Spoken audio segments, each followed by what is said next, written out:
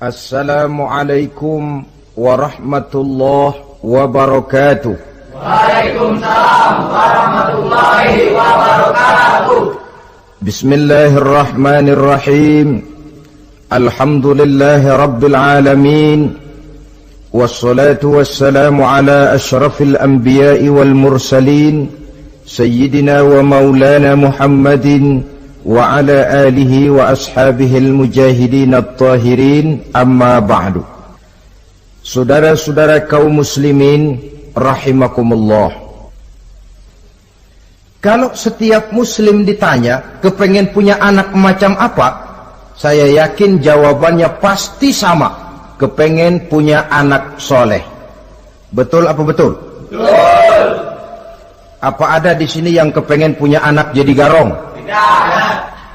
Saya kira jangankan kita yang insya Allah termasuk orang baik-baik, orang yang tidak baik saja tidak pengen kok anaknya tidak baik.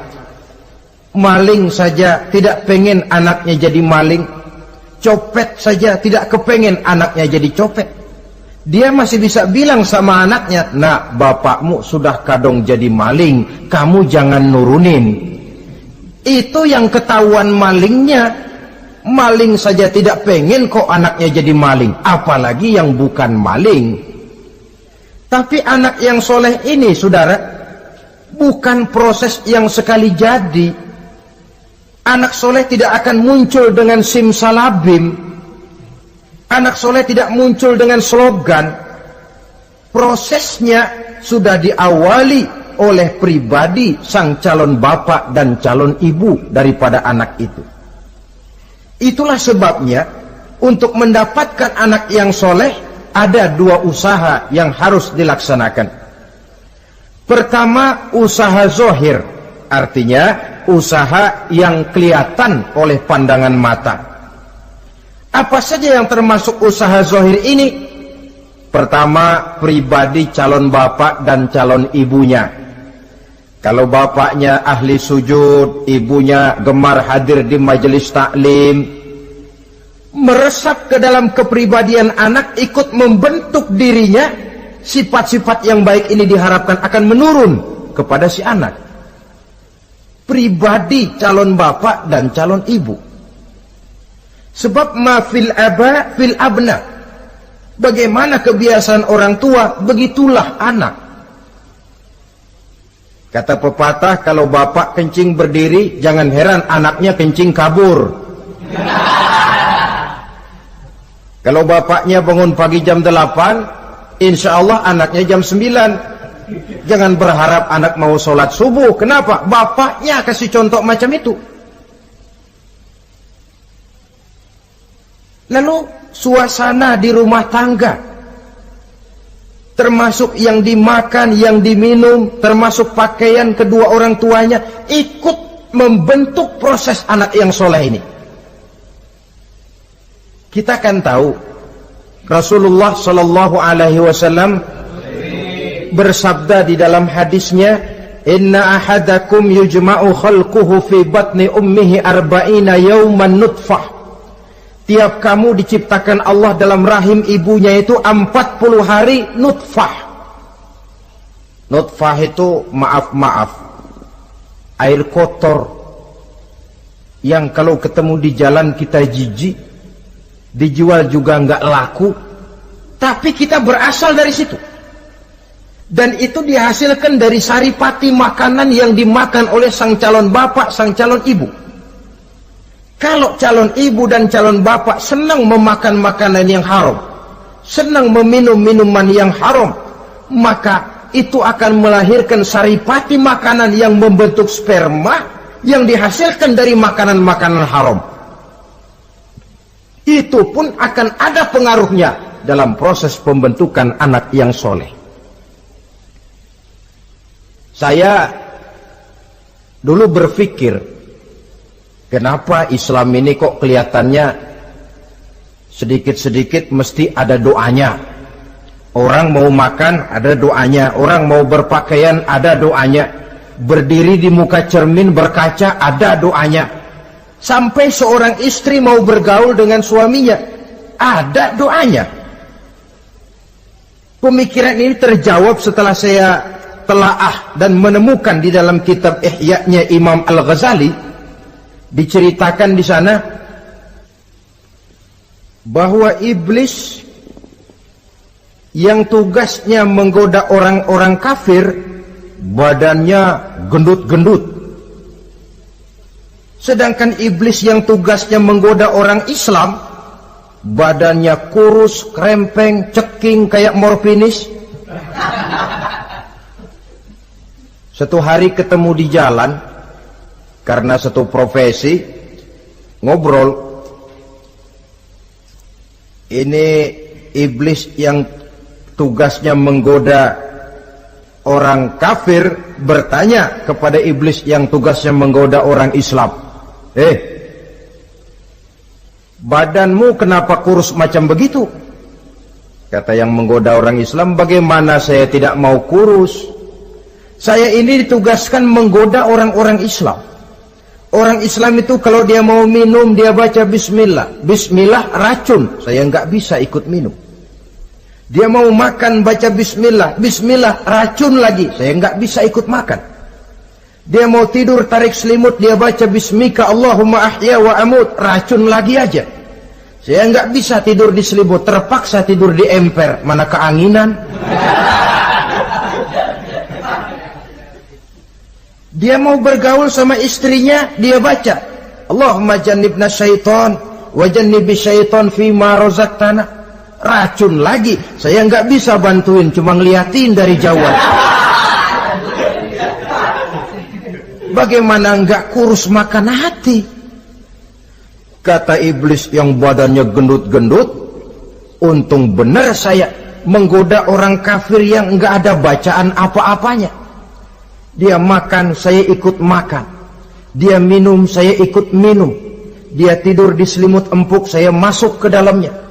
Dia bergaul sama istrinya, dikit-dikit saya bantuin. Allah karim, ini maaflah kalau sudah dibantuin iblis ini, jangan heran anak jadi sangar nantinya. Jadi sejak proses produksi awal, Islam sudah mengajarkan hal yang sedemikian rupa.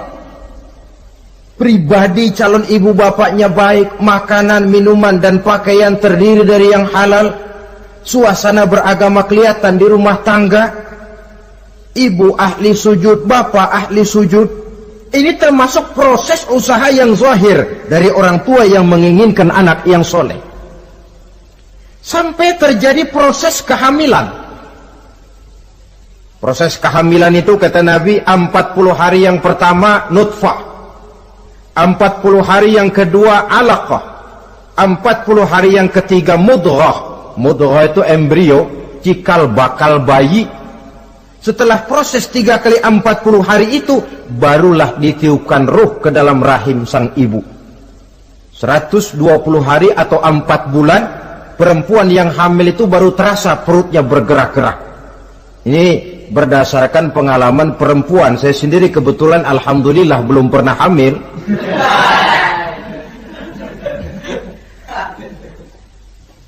Saudara-saudara, sampai usia kehamilan itu 7 bulan, ada tradisi yang disebut nujuh bulanan. Itu tradisi dilaksanakan baik, tidak pun tidak apa-apa. Tidak ada perintahnya memang, tapi juga tidak ada larangannya. Apalagi berkumpul orang membaca ayat-ayat Al-Quran, memohon doa dan sebagainya. Sebab pada kandungan 7 bulan ini, embrio sudah mengarah kepada bentuk positif dari wujud manusia. Di situ dibacakan surah Yusuf, surah Maryam, surah Tabarak, surah Waqi'ah, tafaul namanya. Mengundang rasa optimis supaya membawa keberkahan kepada pribadi sang calon anak yang nanti akan lahir ini. Tapi jangan lupa orang tuanya mulai dengan soleh dulu. Jangan orang tuanya nggak mau sujud, nggak mau ibadah, istrinya hamil dibacain surah Yusuf supaya anaknya cakep kayak Nabi Yusuf. Begitu keluar anaknya kepalanya segi 4 kayak kaleng kerupuk. Apa surah Yusuf yang salah? Tentu saja orang tuanya yang tidak memulai kesolehan itu sendiri. Lalu usia kandungan 7 bulan ke atas, sang calon bapak mulai membantu-bantu istrinya. Kalau malam diusapi perut istrinya yang sedang hamil berat itu, sambil dibacakan surah Al-Insyirah, ya ngusap-ngusap sayang, bukan ngusap gemes. Alam nashrah laka sadrak wa wada'na anka wizrak allazi anqadha dhahrak, supaya Allah memberikan keringanan kepada kehamilan istrinya sampai kepada proses kelahirannya. Begitu sang jabang bayi brol lahir ke alam ini, sudah dicegat lagi oleh ajaran agama, diazankan.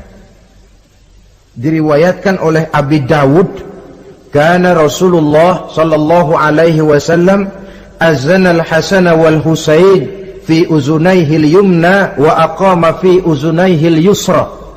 Adalah Rasul mengazankan cucunya Hasan dan Husain di telinga kanan, mengkomatkan di telinga kiri. Bayi muslim lahir ke dunia dicegat dengan suara azan. Apa sebab? Bayi yang baru lahir ke dunia ini ibarat kaset kosong. Kalau kaset kosong dipakai merekam, daya rekamnya kuat. Maka bayi yang baru lahir ini, sebelum sempat dia dengar cintaku sedalam lautan Atlantik, belum sempat dia dengar gelas-gelas kaca, belum sempat dia dengar tembok derita,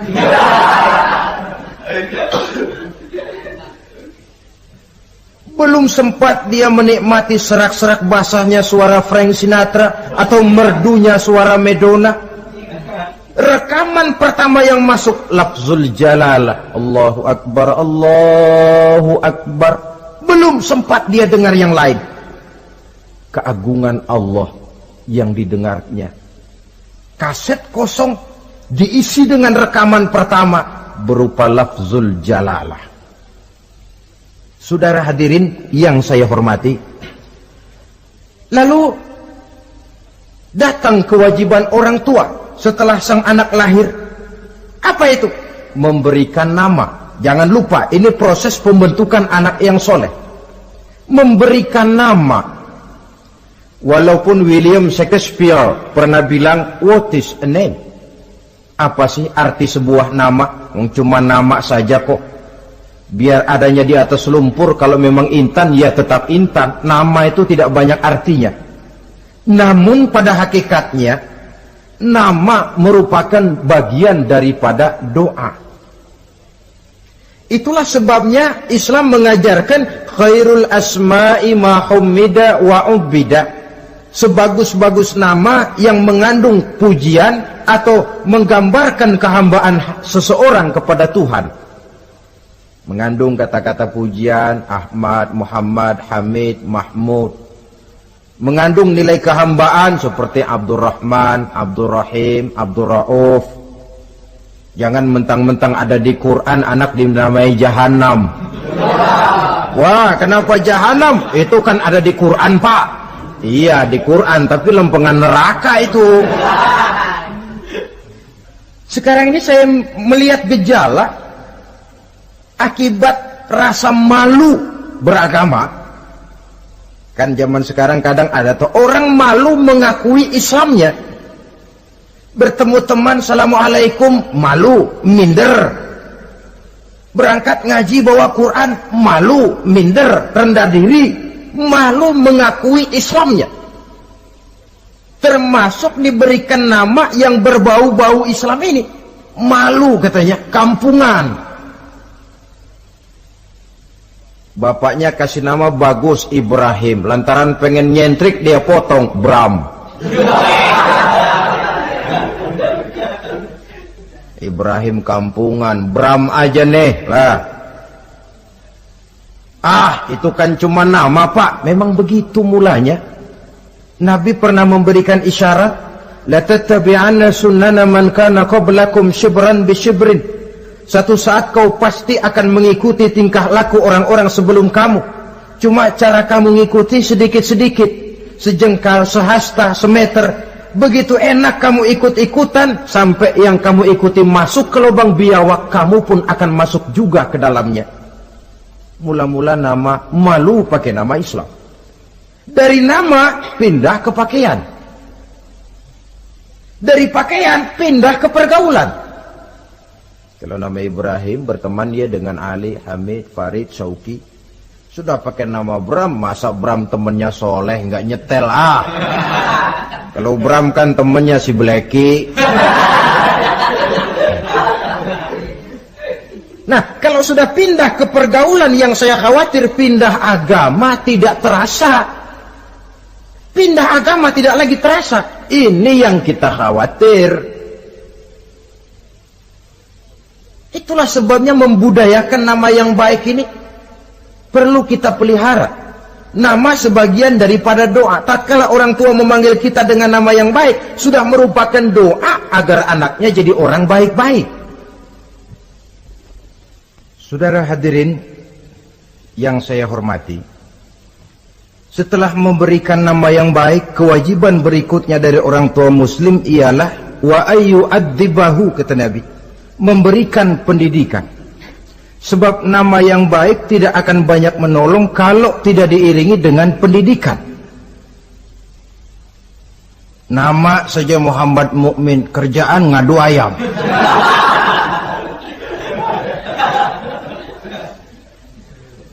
Nama yang baik tapi lantaran tidak diiringi dengan pendidikan, tidak akan banyak menolong. Nah, pendidikan ini dari mana dimulai? Dari rumah tangga. Al-bait madrasatul ula. Rumah tangga adalah sekolah yang pertama. Belum lagi anak kenal TK, ibtidaiyah, sanawiyah. Yang dia kenal adalah rumah tangganya. Gurunya adalah ibu bapaknya. Dan proses mendidik anak ini tentu merupakan proses yang panjang, memerlukan pengorbanan dari kedua orang tuanya. Namun prinsip lebih baik sekarang orang tua berkorban daripada menjadi korban. Kalau orang tua tidak mau berkorban untuk mendidik anaknya, percayalah pada suatu saat dia akan jadi korban, dilawan oleh kebrutalan anaknya sendiri. Biarlah kita orang-orang tua ini peras keringat, banting tulang, pergi pagi pulang sore, kaki jadi kepala, kepala pun jadi kaki, untuk satu cita-cita agar anak-anak kita kelak lebih baik daripada kita sekarang ini. Mendidik. Karena kian hari kita dihadapkan dengan kenyataan peledakan penduduk, sulitnya lapangan kerja, persaingan hidup yang makin tajam, sulitnya ekonomi. Kalau anak kita tidak bekali dengan pendidikan, dia akan tersudut di pojok-pojok kehidupan untuk lebih banyak cuma jadi penonton daripada pemain di dalam kegiatan kehidupan ini. Nah, setelah memberikan nama yang baik, lalu mendidiknya, lalu datanglah usaha yang batin di dalam proses pembentukan anak yang soleh ini, yaitu mendoakan anak. Yang baik tentu doa dari orang tuanya sendiri. Sebab kata Nabi, doaul walid liwaladihi kadu'ain nabi li ummatihi. Doa orang tua kepada anaknya seperti doa Nabi kepada umatnya. Sebagaimana doa Nabi kepada umatnya tidak ditolak, begitulah doa orang tua kepada anaknya. Di keheningan malam, si orang tua ini sering bangun, tahajud, sujud dia di hadapan Allah dengan menitikkan air mata, memohon doa dengan doanya Nabi Allah Ibrahim, Rabbi habli minas salihin. Ya Allah, berikan kiranya saya anak yang soleh. Nabi Ibrahim tidak minta anak pintar. Nabi Ibrahim tidak minta anak yang tampan. Nabi Ibrahim tidak minta anak yang kaya dan punya kedudukan tinggi. Yang beliau minta, Rabbi habli minas salihin. Ya Allah, berikan saya anak yang soleh. Kelihatan ini ketika beliau punya anak bernama Ismail. Lalu turun perintah Allah, hai Ibrahim, potong leher anakmu Ismail. Nabi Ibrahim bermusyawarah, Ismail, saya abah, Allah memerintahkan saya untuk menyembelih leher kamu. Menurut pendapatmu bagaimana mimpiku ini, laksanakan atau tidak? Apa jawab Nabi Ismail? Ini bukti doa anak soleh. Abah, kalau memang itu benar perintah Allah, laksanakan Abah. Ya abati fa'al ma tu'mar, satajiduni insyaallah minas sabirin. Kalau memang itu perintah Allah, Abah, laksanakan, potong leher saya. Anak soleh. Kalau cuma anak pinter tapi enggak soleh, mungkin jawabannya enggak begitu. Nak, bapak disuruh Allah menyembelih leher kamu. Bagaimana nak, laksanakan jangan. Mungkin dia akan jawab, kenapa saya bapak aja potong yang udah tuaan.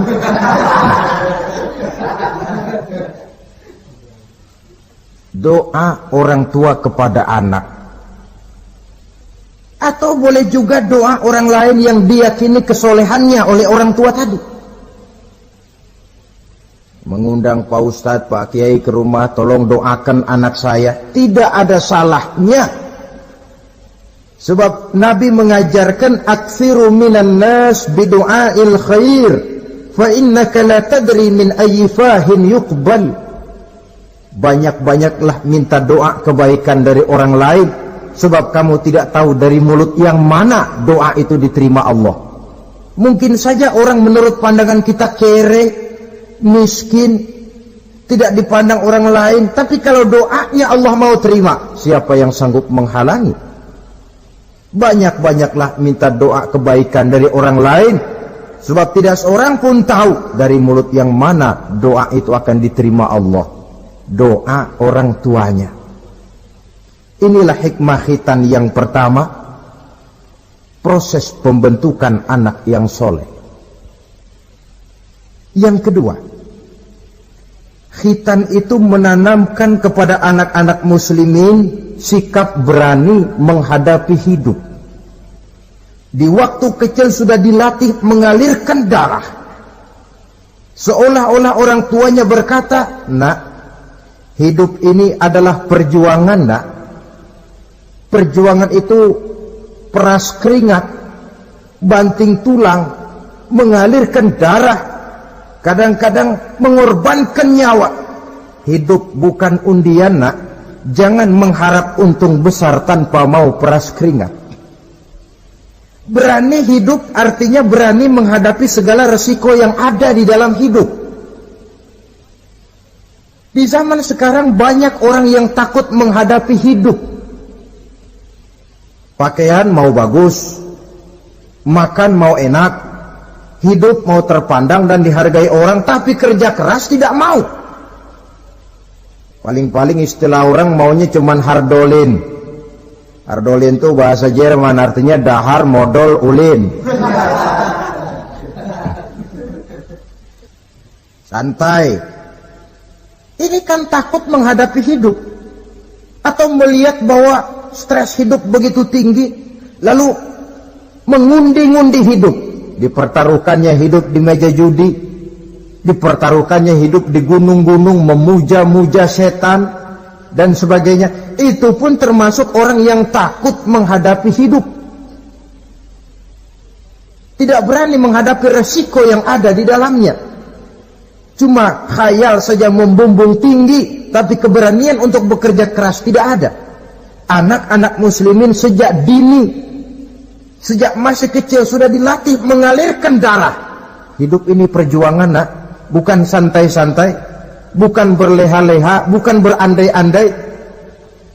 Tidak akan pernah sampai kita kepada tujuan kalau hidup cuma diisi dengan berandai-andai, berleha-leha, bersantai-santai. Dia adalah perjuangan, jalannya menanjak menurun, banyak onak dan duri di sekelilingnya. Kuatkan pribadimu menghadapi hidup ini. Ditanamkan sikap berani menghadapi hidup. Itu yang kedua. Lalu yang ketiga, khitan pada hakikatnya merupakan peletakan batu pertama, dalam arti mempersiapkan anak supaya hidupnya nanti menjadi orang yang sujud kepada Allah. Secara tidak langsung orang tuanya seolah-olah berkata, nak, kamu dikhitan sekarang supaya nanti kamu bisa istinja, nak. Kalau kamu sudah bisa istinja, kamu bisa berwudu. Kalau wudu sah, kamu bisa sholat. Peletakan batu pertamanya lewat khitan. Jadi kalau sudah di khitan lalu dianggap selesai, sholat tidak diajarkan, wudu tidak diajarkan, ya sama saja dengan membangun rumah. Setelah peletakan batu pertama lalu tidak dilanjutkan dengan membangun yang lain, alang-alang yang bakal tumbuh. Sebab dalam realitanya nanti bukan cuma tubuh kita yang dikhitan, harta kita nanti dikhitan. Cuma khitan harta namanya zakat, infak, sodakoh. Itu kan harta dikhitan supaya bersih. Khitan juga namanya. Karenanya mengkhitan anak, mempersiapkan anak agar menjadi hamba Allah yang sesungguhnya, menjadi manusia yang sujud kepada Allah Tuhannya. Itu merupakan prakondisi ke arah pembentukan manusia yang kelak akan sujud kepada Allah Rabbul Jalil. Peletakan batu pertama mempersiapkan anak untuk hidup melaksanakan ibadah. Dan ini tujuan hidup. Allah jelaskan, "Wa ma khalaqtul jinna wal insa illa liya'buduni." Aku tidak ciptakan jin dan manusia melainkan untuk beribadah kepadaku. Masalah paling pokok bukan bertanya mengapa kita diciptakan oleh Allah, karena kita memang sudah ada. Masalah paling pokoknya ialah untuk apa kita diciptakan oleh Allah. Kalau saudara bertanya mengapa saya dibikin oleh Allah, itu hak Allah untuk menjawabnya. Manusia buntu. Suruh itu pertanyaan kita bukan mengapa kita diciptakan Allah, tetapi untuk apa kita diciptakan Allah. Yang bisa jawab tentu yang bikin manusia. Seperti juga kita tanya, Pak, untuk apa Bapak bikin bangku? Yang bisa jawab pasti ya yang bikin bangku toh. Sebagai pembikin, dia tentu lebih tahu untuk apa bangku itu dibikin. Untuk apa manusia diciptakan Allah? Jawabannya datang dari Allah. Wa ma khalaqtul jinna wal insa illa liya'budun. Aku tidak menciptakan jin dan manusia kecuali untuk melaksanakan ibadah kepadaku. Ini rupanya tujuan penciptaan manusia, agar kita menjadi orang-orang yang hidup melaksanakan ibadah dalam pengertian yang seluas-luasnya. Sejak ibadah pribadi yang langsung antara kita dengan Allah, seperti sholat, puasa, zakat, haji, sampai kepada ibadah yang tersalur melalui kehidupan bermasyarakat. Umpamanya membangun, memelihara kesehatan, menjaga keamanan di kampung, yang kalau kita niatkan untuk mencapai ridho Allah, insya Allah itu akan bernilai ibadah. Tujuan penciptaan manusia ternyata tidak lain untuk melaksanakan ibadah. Prestasinya di hadapan Allah bergantung kepada sampai sejauh mana nilai ibadah itu dilaksanakannya. Ini yang ketiga. Yang keempat, hikmah daripada khitan itu dari sisi orang tua, menempatkan perintah Allah di atas perasaan dan kepentingan pribadi. Ada enggak orang tua yang enggak sayang sama anaknya? Semua orang tua sayang kepada anaknya. Jangan anak sampai dipotong mengalirkan darah. Anak main saja, main layang-layang, jatuh, pulang kakinya berlumur darah, sudah ribut orang tuanya. Kenapa nak? Kenapa sayang? Kenapa raja? Aduh, raja lah kita. Tapi ini perintah Allah. Perasaan pribadi, kepentingan pribadi kalah oleh perintah Allah. Ini mestinya watak seorang muslim. Kalau sudah begitu perintah Allah, begitulah kita laksanakan. Soal keberatan pribadi, perasaan pribadi, kepentingan pribadi, nomor belakang. Yang penting perintah dilaksanakan. Cobalah kalau khitan itu, anak yang begitu kita sayangi pada umur sedang lucu-lucunya, dipegangi dia, lalu dikhitan. Kadang dia menangis, mengalirkan darah, sakit dia 2-3 hari belum bisa berjalan dan bermain dengan teman-temannya. Tapi ada rasa luas dalam hati orang tua. Kenapa? Alhamdulillah ya Allah, perintahmu sudah saya laksanakan. Perasaan pribadi itu ditekan oleh perintah Allah. Perintah Allah di atas perasaan dan kepentingan pribadi. Kalau perasaan ini sudah kita miliki, itu pertanda nilai iman kita sudah mapan. Tidak cuma dalam khitan, dalam berbagai perintah agama. Hari Jumat berangkat kita dagang. Begitu 11:30 mendadak banyak yang beli, laku lagi. Sudah kedengaran suara azan, hayya 'alas shalah, hayya 'alal falah, pembeli makin banyak. Disitulah barometer iman kelihatan. Terusin melayani pembeli dan dapat untung banyak, atau perintah Allah yang sudah memanggil-manggil itu. Kalau perintah Allah di atas perasaan dan kepentingan pribadinya, dia akan tinggalkan dagangan itu.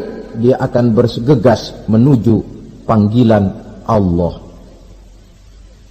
Saudara hadirin yang saya hormati, jadi perintah khitan ini mendidik setiap muslim agar perintah Allah berada di atas perasaan dan kepentingan pribadi. Hijau kata Allah, hijau kata kita.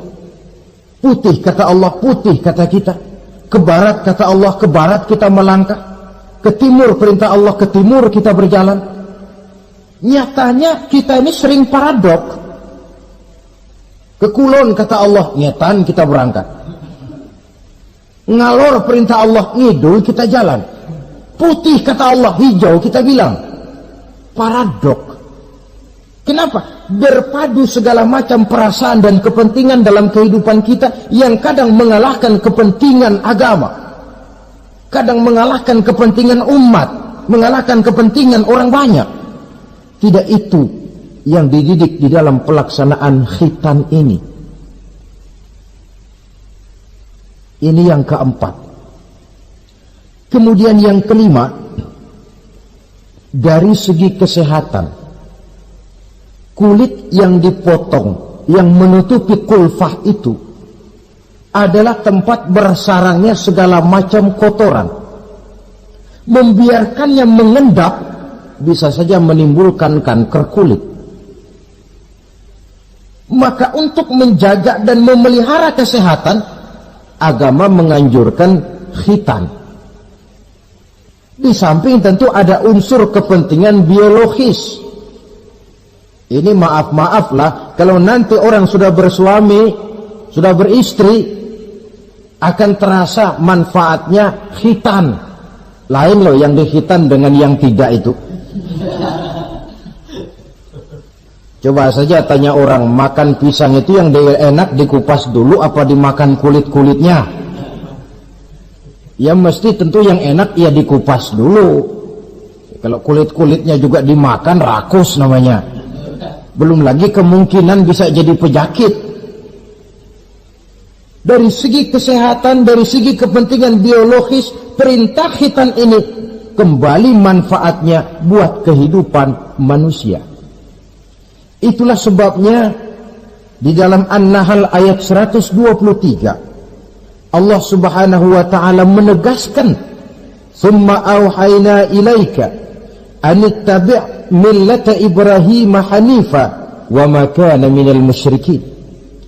Kemudian kami wahyukan kepada kamu wahai Muhammad, ikutilah agama Ibrahim yang hanif ini, dan tidaklah ia termasuk daripada golongan orang-orang yang menyekutukan Allah. Artinya syariat khitan ini yang berasal dari sejarah kehidupan Nabi Ibrahim diteruskan oleh syariatnya yang dibawa oleh Nabi kita Muhammad sallallahu alaihi wasallam. Maka kalau ayat menjelaskan inna dina indallahil Islam, agama yang diridhoi Allah itu cuma agama Islam. Islam yang mana? Islam yang dibawa oleh Nabi Adam, diteruskan oleh Nabi Nuh, diteruskan oleh Nabi Ibrahim, diteruskan oleh Nabi Musa, diteruskan oleh Nabi Isa, dan disempurnakan oleh Nabi kita Muhammad sallallahu alaihi wasallam. Karena seluruh rasul yang 25 ini sumbernya sama, Allah. prinsip ajarannya sama, la ilaha illallah. Cuma syariatnya saja yang agak berbeda, disesuaikan dengan situasi dan kondisi dari umat yang dihadapi oleh Rasul itu. Nabi Sulaiman misalnya ada sholat, tapi sholatnya Nabi Sulaiman tidak pakai rukuk dan tidak pakai sujud, berdiri saja. Zaman Nabi Nuh ada puasa, tapi puasanya versi Nabi Nuh lain dengan puasanya versi kita sekarang ini. Syariat berbeda sesuai dengan situasi dan kondisi. Tapi khitan sejak Ibrahim, Ismail, Ishak, sampai kepada Musa, sampai kepada Isa, sampai kepada Nabi kita, terus berkelanjutan sampai hari akhir nanti. Jadi bukan merupakan syariat baru. Pengukuhannya dalam An-Nahl 123 ini, aku wahyukan kepada Muhammad, ikuti agama Ibrahim ini, agama tauhid, yang diantara syariatnya adalah pelaksanaan khitan. Sedangkan Ibrahim seorang yang hanif. Hanif ini lebih tinggi daripada sekedar taat. Kalau orang yang taat itu contohnya begini, nak, tolong taruh ini gelas di pinggir meja, nak. Kalau dia taat ya apa adanya, ditaruh saja tuh gelas di pinggir meja. Orang yang hanif lain, mikir. Iya, kalau ditaruh di pinggir kan gampang kesenggol orang, jatuh ke bawah, pecah. Biar diperintah taruh di pinggir, taruh aja di tengah dah, biar aman. Ini hanif namanya. Tingkatan yang lebih tinggi daripada taat. Nabi Ibrahim seorang yang hanif. Tidak ada perintah Allah yang tidak dilaksanakan dengan sebaik-baiknya. Sampai pun perintah memotong anak sendiri. Saya kira kalau perintah macam begini turun kepada orang zaman sekarang, banyak yang bubar jadi orang Islam. Potonglah leher anakmu, dah, udahan aja dah. Dan memang perintah itu cuma untuk menguji kekuatan mental Nabi Ibrahim alaihissalam. Perintah menyembelih leher anak, perintah membangun Ka'bah, perintah hijrah keluar dari kampung halamannya sampai mengembara ke negeri Syam. Perintah ujian menghadapi api yang dinyalakan oleh Raja Namrus.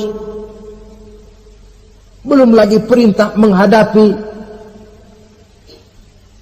kekufuran daripada kaumnya, menghadapi orang tuanya sendiri yang adalah produsen berhala. Bisa kita bayangkan ini, anaknya penegak tauhid, bapaknya produsen berhala. Tapi itulah agama, syarat dengan contoh. Yang anak bapaknya nabi, anaknya bajingan. Yang anaknya nabi, bapaknya pembuat berhala. Karena memang hidayah itu adalah hak prerogatif dari Allah Subhanahu wa ta'ala. Diberikan kepada siapa saja yang dikehendakinya. Saudara-saudara kaum muslimin rahimakumullah. Oleh sebab itu saya mengajak kepada seluruh umat Islam, kalau melaksanakan walimatul khitan, mengkhitan anak, boya sudah lewat masanya cuma sekedar diramein dengan layar tancap atau orkes madun. Akan lebih positif kalau diisi dengan dakwah, pengajian, ceramah yang menjelaskan tentang hikmah daripada walimatul khitan ini. Yang ditinjau dari segi apapun, mengadakan pengajian itu lebih menguntungkan, baik pribadi, baik yang mengadakan walimah, baik bagi masyarakat, ketimbang walimah dengan berfoya-foya. Apalagi hadis mengingatkan kita, kata Nabi begini, man sanna sunnatan hasanatan falahu ajruha wa ajru man amila biha. Siapa yang memulai satu kebajikan, dia akan mendapat pahala dan pahala dari orang-orang yang mengikuti kebajikan itu. Saudara nyunatin anak, mengadakan pengajian, undang kiai, banyak orang yang hadir, saudara akan dapat pahala dan juga dapat pahala dari seluruh orang yang hadir. 1000 orang yang hadir, 1000 saudara dapat pahala. Sebaliknya kata Nabi, wa man sanna sunnatan sayyi'atan falahu ismuha wa ismu man amila biha. Siapa yang memulai satu kejahatan, dia akan mendapat dosa dan dosa dari seluruh kejahatan yang terjadi pada malam itu. Jadi kalau saudara nyunatin anak, pesta, mengundang apa film, apa orkes, maka seluruh maksiat yang terjadi pada malam itu di tempat itu, saudara ikut dapat dosanya. Kenapa? Sponsornya saudara. Iya, tapi kan saya nggak suruh mereka maksiat, Pak. Betul, tapi bisanya mereka maksiat kan karena sarana disediakan. Sponsornya itu. Jadi sponsor kebajikan mendapat pahala, sebagaimana sponsor kejahatan pun akan mendapat pahala dari nilai kejahatan yang ditimbulkannya. Belum lagi segi keberkahannya, belum lagi banyaknya orang-orang yang berdoa, 1, 2, 3, 40 orang berkumpul mendoakan anak kita. Masuk dalam hadis doaul arba'in ka doail wali. Doa 40 orang yang berkumpul sudah sama dengan doanya seorang wali. Jangan, inilah yang sering saya istilahkan, kita ini kadang-kadang kontradiksi.